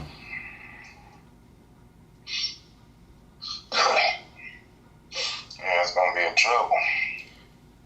Yeah, you ever went to bed hungry when you know you can't you can't afford all that stuff. You see everybody else eating every night with a big old bowl. But I ain't got time to be asking nobody for nothing. I kept me some water. I kept water, peanut butter, crackers, and fish. Yep. Water, peanut butters, and fish. But I really want to get jazzed, I give me a soup, fish in it, a little cheese. And I kept cheese too, cheese and crackers. You know, cheese, mozzarella.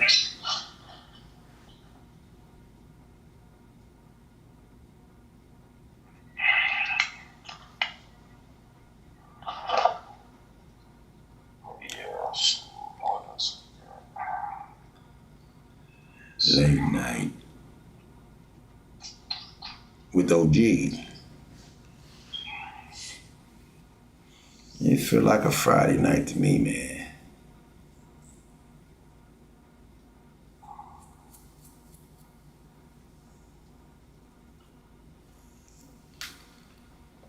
Yeah. What them Cowboys do this week, man? I didn't get a chance to see them. What did they do? Did they have a bye? Yeah, they lost 34-6. Who they played? The Eagles. Oh, Eagles. What was the score? 34-6. Oh.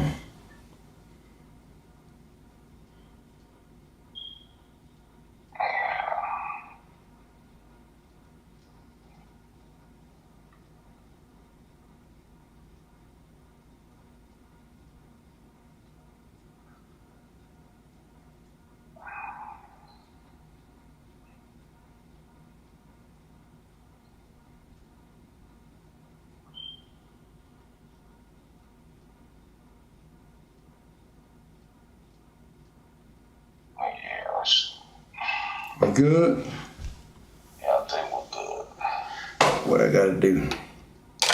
Just press stop streaming and stop recording.